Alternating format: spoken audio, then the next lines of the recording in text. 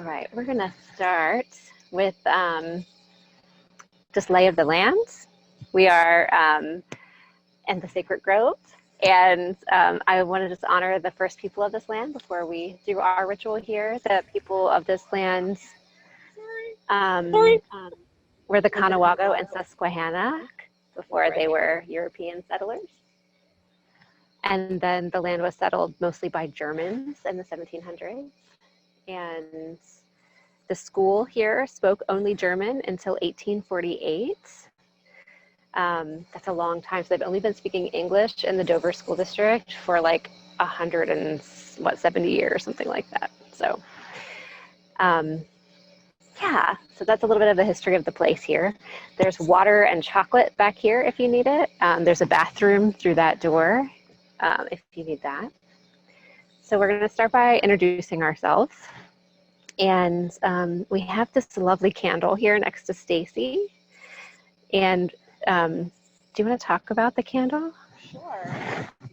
So when we started Cerridwen's Grove, I decided that I was going to make a mother candle for everybody to light their own candle off of. So it's set with intention. There are crystal chips on top, and it's made with soy wax and beeswax. I forgot what I was going to say. And then the symbol on it is, I can't remember which one it is. I think it's for the willow. So it's a symbol of the willow tree. In the Ogam Celtic script.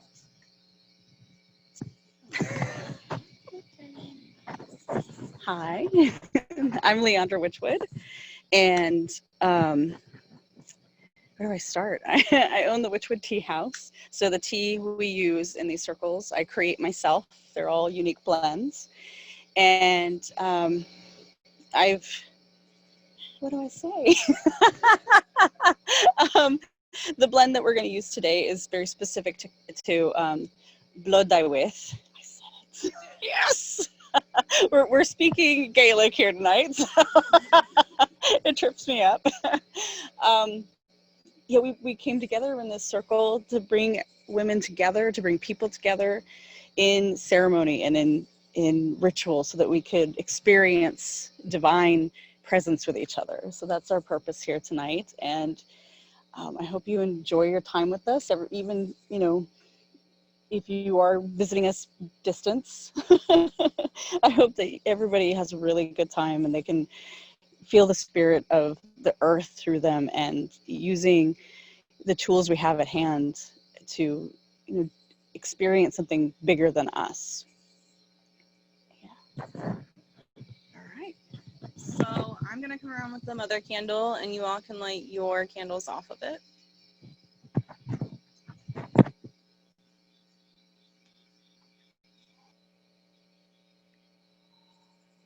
There's something screaming in the woods, and I don't know what that is. We heard it earlier, and we were like, I was like, is that a cow? It could be a cow. Could be Bigfoot. It sounded very big, yes. Yeah. We were looking at each other like, is it after us?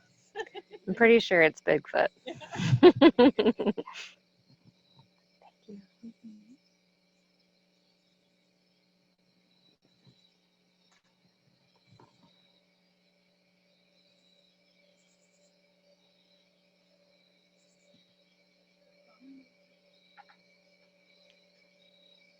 All right. So our candles are lit from the mother candle that holds the energy of Willow and holds the energy of Cerridwen. She is the keeper of the sacred grove. Cerridwen is the Celtic goddess of wisdom. So may she be present with us tonight.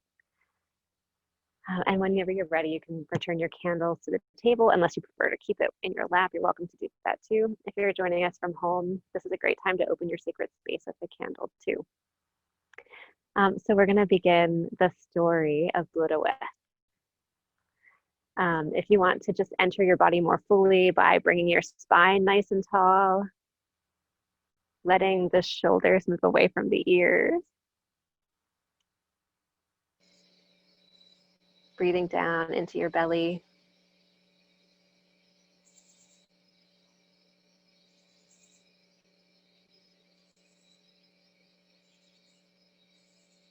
feeling your seat supported by the chair or ground beneath you.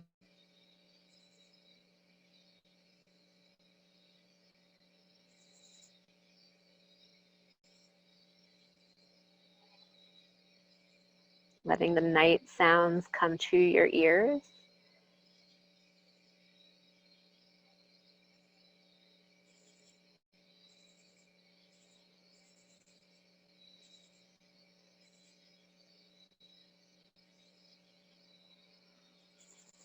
And we acknowledge that we are joining a lineage of oral and written tradition that reaches back through time.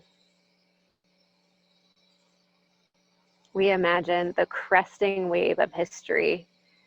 All that has ever happened has led to this moment we are in right now. And the future is created by our intention and our choices. We'll take 3 breaths together, inhaling and exhaling. Inhale and exhale.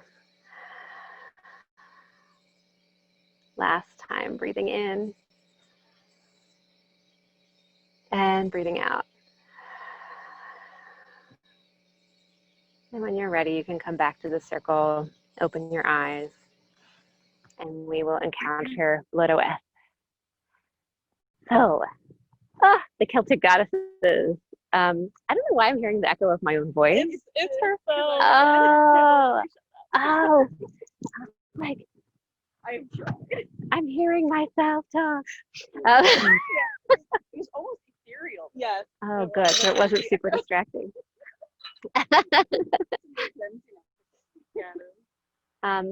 Blodeuwedd is a goddess who was brought to life by the power of magic. There was a man who was meant to be king, but he wasn't deemed worthy of the kingship. And his mother, Arianrod, put a bit of a curse upon him that he could marry no woman of mortal flesh.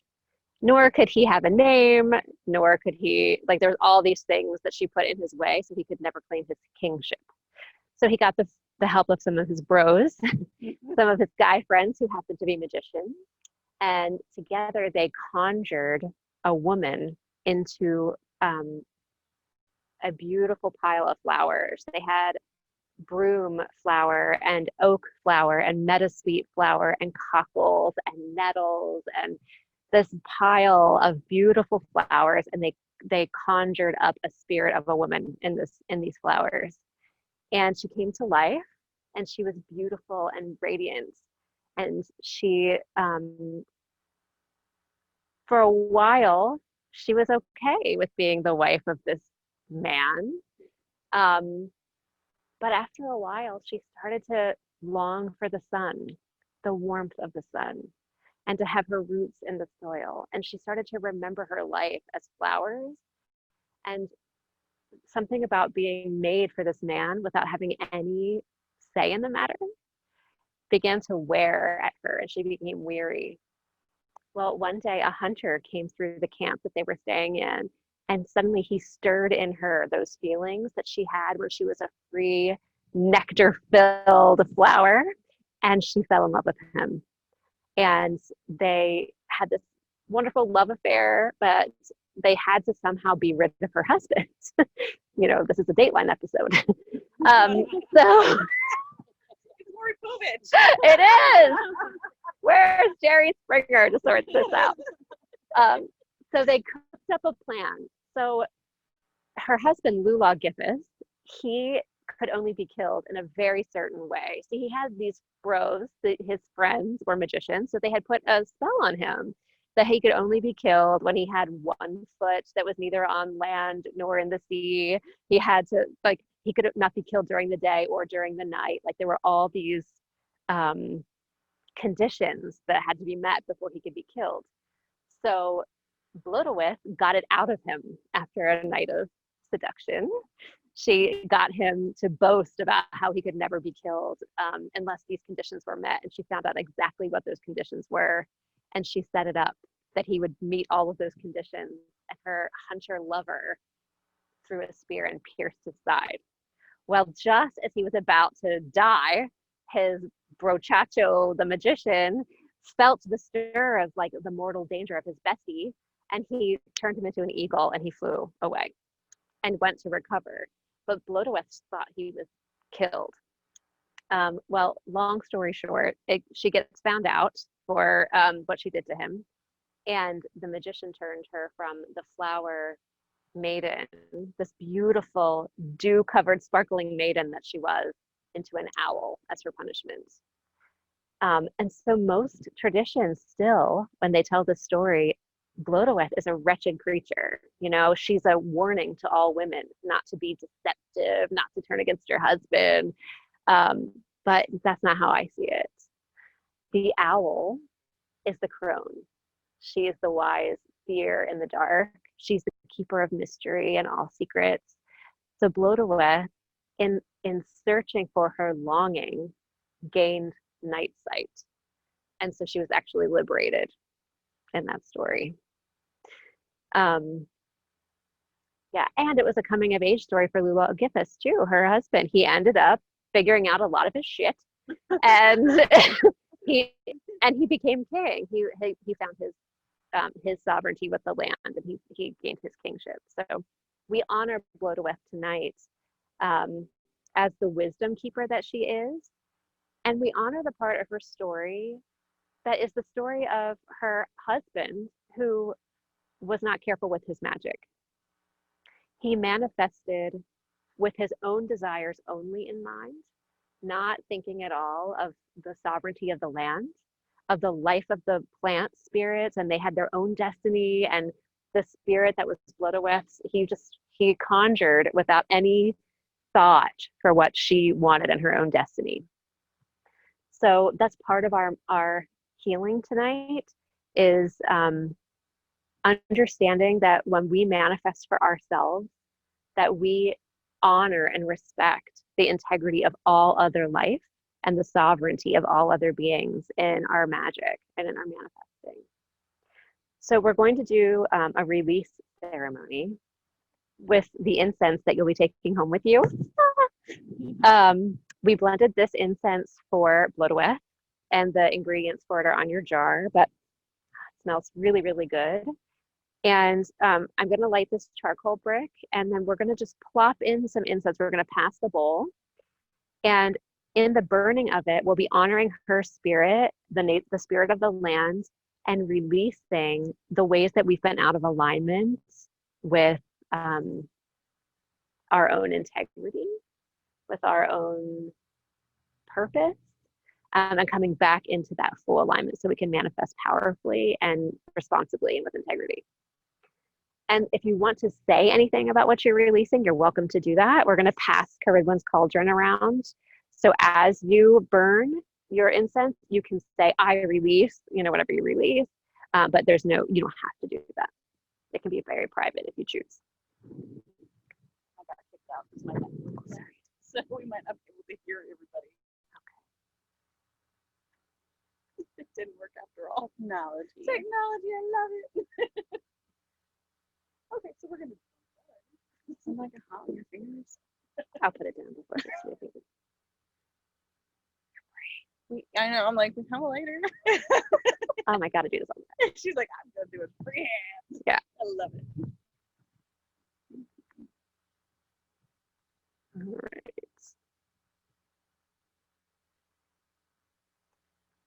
All right, so if you're joining us at home, this will be a great time to light your incense, whether it's an incense stick or if you're diffusing essential oils, whatever way you want to invoke that floral scent that honors Blodeuwedd, so that you can join us in this ritual.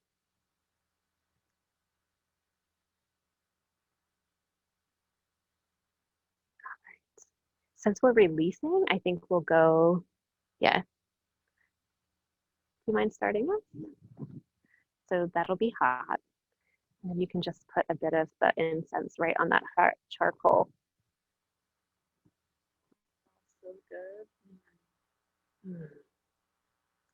I release the illusion that my actions are separate from all of life. So it is.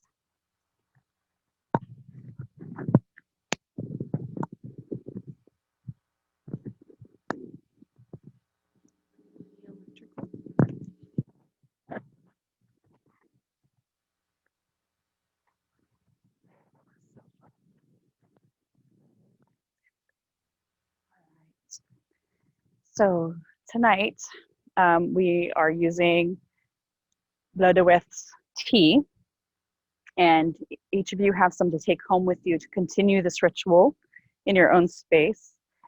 And I just wanted to take some time to talk about what we do after we cleanse. When we're done cleansing, we leave a void that's almost like a vacuum, and that vacuum wants to be filled. It's that balance that has to be created between vacancy and manifesting. So what I like to do and what I like to teach is that as soon as you cleanse, as soon as you purge anything out of your life, you want to replace it with something. Now you have a choice. You can leave it up to the universe and let the universe decide what you're going to replace it with, right?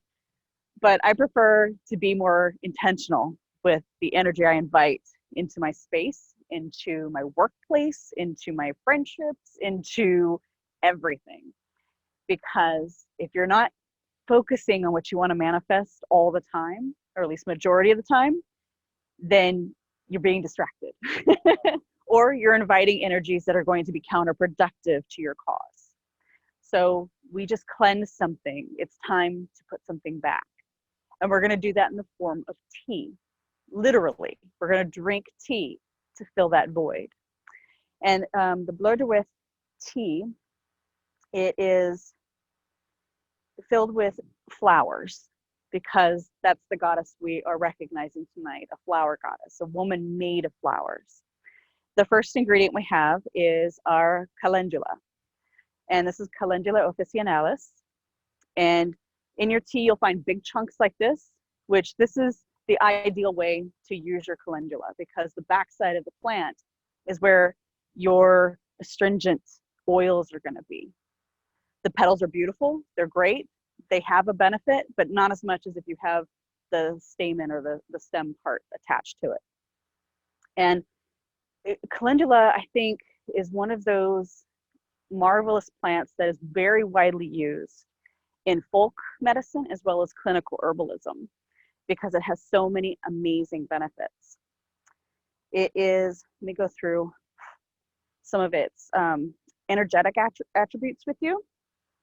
Its folk name is Bride of the Sun. If you ever see a marigold, a calendula flower, it is bright and sunny. It is looking to the sky and welcoming the sun. It's almost like it's been touched by the sun, and some have called it liquid sunshine when it's brewed. It's also called Marybud or Marigold, not just marigold, but marigold, so happy. And its gender is masculine, its planet is the sun, and its element is fire, which makes perfect sense because this is a very bright and sunny type of plant. Its energetic aspects, in addition to being a very healing plant, it is related to psychic powers. It's related to legal matters. So if you have a legal matter, it's said that you can carry it with you into court or into a lawyer's office, and it will help justice be served where it needs to be served. And it is also good for prophetic dreams and psychic powers. But beyond the magical sense of it, it is very good for the body. It is a lymphatic and immune supportive, or it supports the immune system. It supports the liver and gallbladder. It's a great vulnerary, so inside and out. Don't just use it on your skin, but I mean, if you have a bug bite, get some of this and some plantain, and your skin will repair itself almost immediately. It's fast working. I had a very bad third-degree burn on my wrist and hand about a year ago, and I made just a cool compress that was soaked in calendula, cinnamon, I think clove too for the pain, and within a week, gone, completely gone. There was no scarring, there was no scabbing. I kept the blisters on there, let them decompress on their own. The calendula did the rest. This is an amazing plant. It's also an emmenagogue, and it's good for the digestive system. And so there's all kinds of uses for this plant. So that's kind of our star player here. And it's yellow, and that's one of the colors that's most associated with Blodeuwedd is yellow and white. And our next ingredient, I'm gonna pick one out of here maybe, is our chamomile. I think I have a big one here. And this one its gender is masculine. And I don't have too many buds in here, but you'll see the little heads. So the same thing, that's where a lot of the oils are that you want in your tea. Its planet is the sun, its element is water. So we have a warming herb, and then we have a moist herb in here. And its energetic properties with the chamomile is prosperity, so money. Of course, it's very well known for its sleep, properties to relaxing and sleeping, but it's also really good for love and protection. And I think when Blodeuwedd was trying to concoct her plan, protection was a big thing for her. Our next one is apple. So you will see actual little bits of apple in your tea. And mainly I put this in there for sweetness, because the lavender that we're going to get to later can be a little overpowering, but calendula also has an astringent property too. It's a little pungent, so it can be a little overwhelming. It's not just sweet. But the properties of apple are also associated with love and healing and garden magic and immortality. So it really fits, because Blodeuwedd was turned into an owl. She's going to live forever as an owl, and she was made from the garden, basically. So it just seemed really suiting. So the next ingredient we have in here are rose hips. And this is such a beautiful, beautiful, I love making tea out of rose hips, especially an extended or decoction out of them, because they have so much vitamin C, so many minerals, so many vitamins that really replenish the body. They help you recover from stress. They help you recover, you might want to start taking if you're tired. So they help you rebound better. And the aspects of rose hips, its gender is feminine, and its planet is Venus. So we're getting into the very sensual qualities of this plant. And of course, the rose hips is the fruit, basically, of the rose itself. And so when the rose dies out, you see this big bulbous thing growing beneath its where the petals were. And when that ripens, it's kind of a citrus flavor to it. It's not, you would think roses, they're more peppery or floral. The rose hip is more citrusy, I think. What do you think? You agree? Very tangy, yes. And the energetic powers of the rose hip are related to love, psychic powers, healing, divination, luck, and protection. And then finally, they're little tiny, I can't get them in here. We have our little lavender buds. And these are actual flowers that I put in this tea. So you'll find a lot of them. Now, one word of caution when you brew this tea at home, everyone, don't overbrew it. The lavender will quickly take over because it's such a strong flower. It has so many essential oils in it. It will quickly take over, and then you'll be drinking lavender water. So if you want to knock yourself out at night and go to sleep, yeah, brew the heck out of it. I think tonight I brewed it for maybe 3 minutes, so it'll be light and floral. And so lavender is related to, its gender is masculine, planet is Mercury, its element is air. And again, we're going into love, protection aspects, sleep, longevity. And that's why I chose this one, is longevity, because that's what Blodeuwedd speaks to me. She has longevity. And even when her story goes on, it's not so positive, she still has that longevity. She still has that message out there to teach us about being a sovereign being and recognizing that our actions have that ripple effect out to others. And it's also associated with happiness and peace. So what I'm going to do is I'm going to come around and I will pour your cup of tea. So everyone at home, if you have your tea ready, or even a glass of water will do if you don't have anything available to you right now. Just a glass of water will be fine. And when you sip your tea, think of what you want to replace.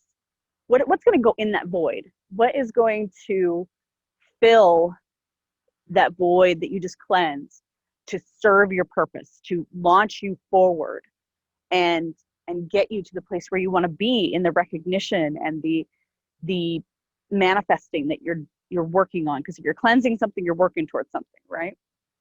So what are you working towards and what do you need for that? So I'll come around and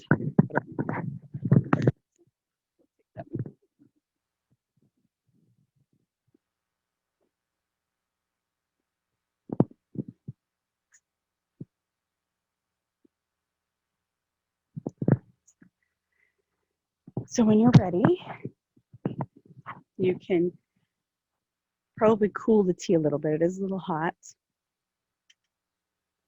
And on your first sip, really fill that void.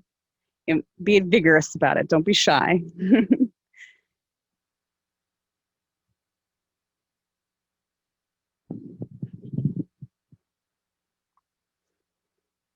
Good. Yeah.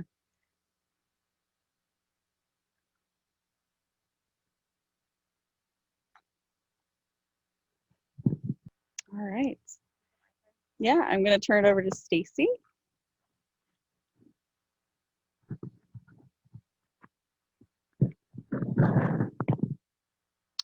All right. So I forgot to introduce myself in the beginning. So I'm going to introduce myself. My name's Stacy and I run Wild Moon & Co., which is a small business out of my home. I sell crystals. I work with crystals. I make crystal jewelry, crystal candles, lots of intention setting, which is my favorite part of it. So that's a little bit about me. So for everybody, I prepared I prepared little packets to do bracelet making. So the stone that I chose for everybody was cherry blossom agate, which is also associated with the flower agate. And along with that, you'll see an owl charm to showcase Blodeuwedd.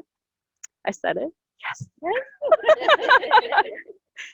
I know, I've been struggling with it this whole time.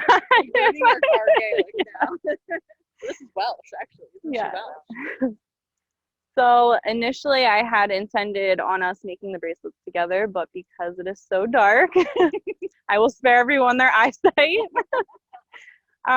So I did want to go into a little bit with what cherry blossom agate signifies. So on the paper I have that it helps us grow within. So with whatever we're trying to accomplish, to, as Leandra had said, fill the void, that's really what you want to think about when you're stringing your beads. What you're filling your void with. What is your intention?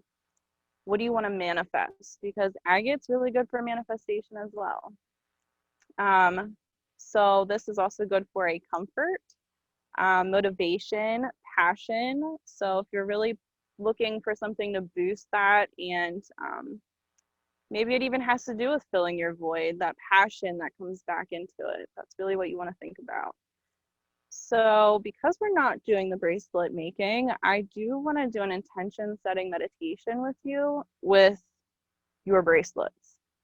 So let's see.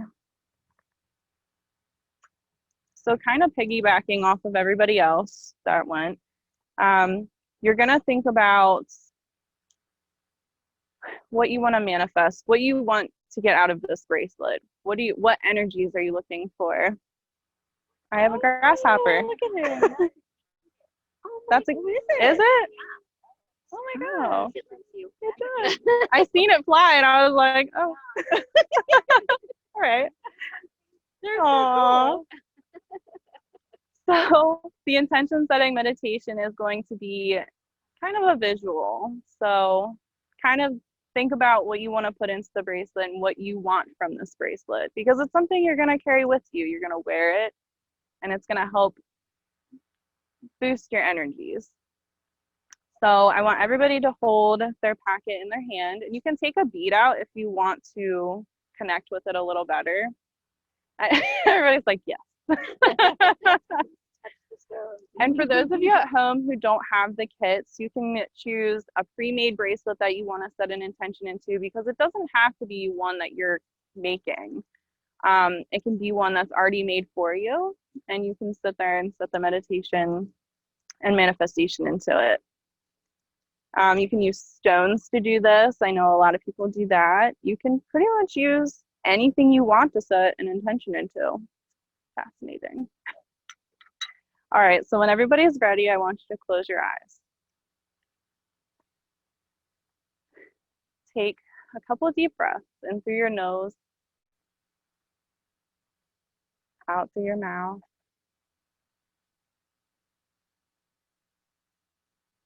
As you're taking your deep breaths, I want you to think about how you filled your void, what you released, and what intention you would like to set into this. You may see it as words. You could see it as pictures. Whatever you can to visualize what you want to set into this bracelet.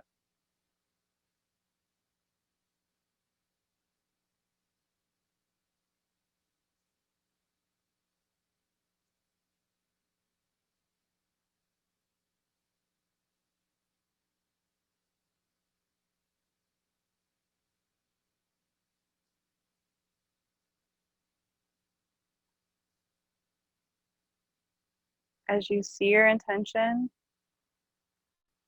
one way you can set it into your bracelet is by blowing onto it.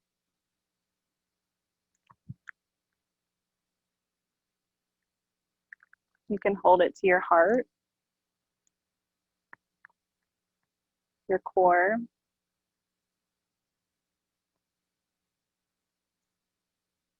or your third eye chakra if that suits you. As you blow into it, or as you hold it to your space, I want you to think of all of the things that you want to get out of this, every visualization that you have, and see it flowing into this, the beads, the string, the owl.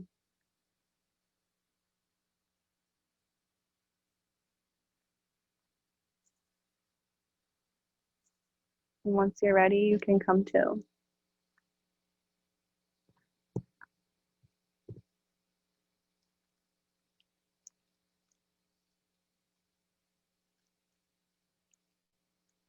So each kit should have enough string. If you want to make it stronger, you can double the string and fit them through the beads. If not, you can just snip off the extra. But it's stretchy cord, so it'll fit. There's enough. I also included extra beads just in case everybody's wrist size is different, or if you lose some, that happens.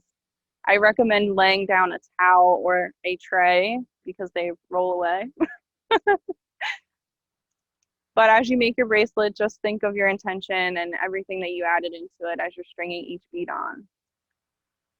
And then you can wear it.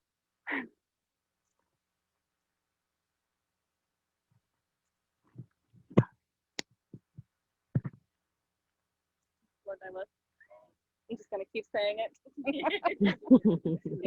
Yeah.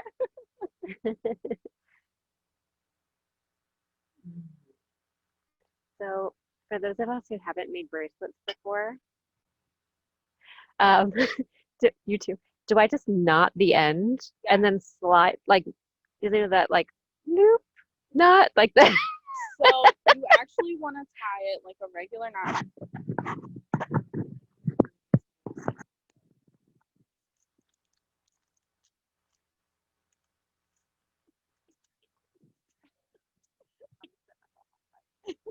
Okay, so just like when we tie our shoes, the first one we always just do the regular.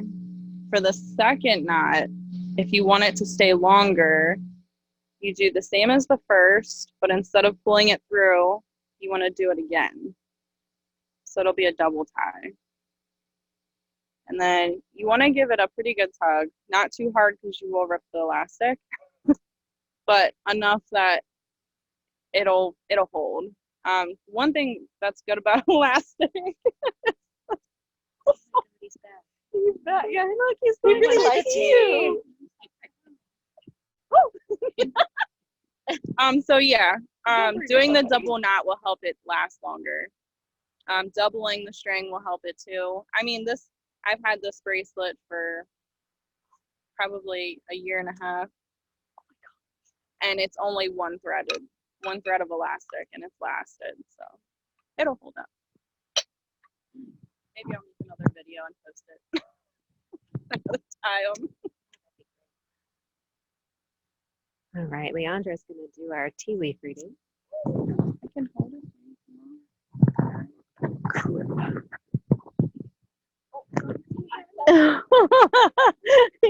He really likes our circle, or she.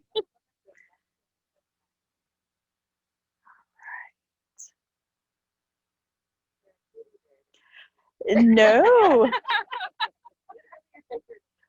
But honestly, I see a silly face. You guys can see the silly face. And this goes along with the little bird who decided to visit me this afternoon. I was sitting there in my office looking out into the yard, and a little hummingbird came flying around the big redbud tree we have there, looked at me, and then flew off. And I don't know what that was. It is Attack of the Fox. They all love us. And it was a reminder of joy.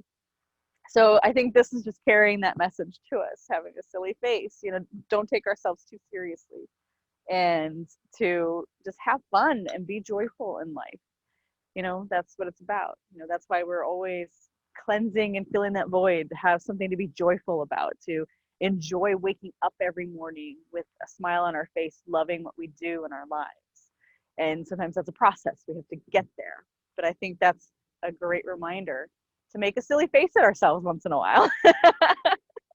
And, don't take ourselves too seriously. So I think that's our little divination message for going forward. Feels pretty good. Yeah, try and see if we can get on the camera.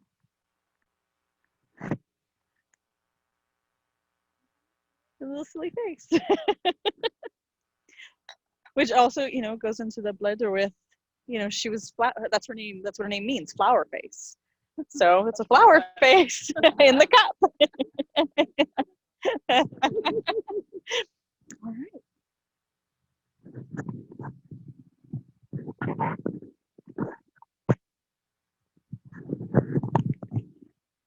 Yeah, so Blodeuwedd name means flower face and also owl. Yes. In Welsh, they kept the name for owl, means flower face for Blodeuwedd.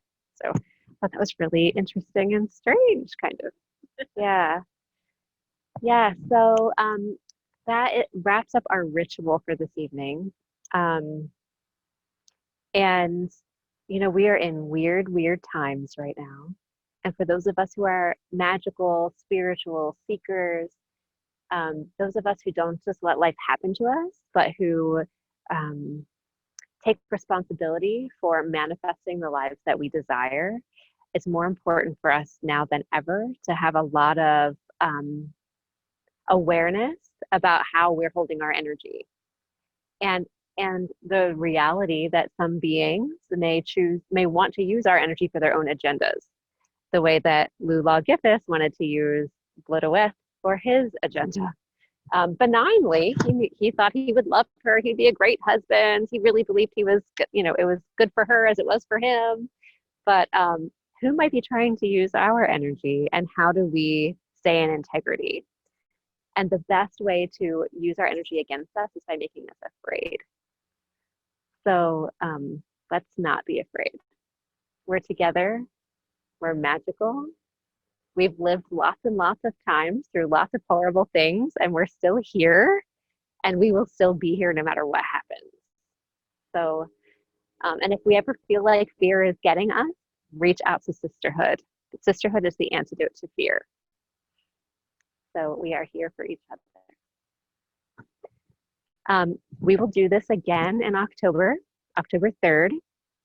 We will be doing another Cerridwen's Grove Circle.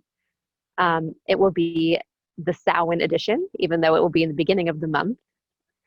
That's when the first full moon is. There's a full moon on Samhain this year, which is like freaking awesome. We're all very excited. Yeah. So mark your calendars for what? I know. So mark your calendars for October 3rd. And then we are going to take the winter off Cerridwen's Grove because of, well, you know, cold. So that'll be our last one for this year. So in March. Yeah. All right. So thank you all so much for being here. There's more tea. We have some on the table back there. Also chocolate to help you ground yourself before you drive. Yeah. All right. So you're welcome to mingle and all that. The circle is open. And thank you to everyone who's joined us virtually as well. We hope that you are safe and well, and we'll catch you next month.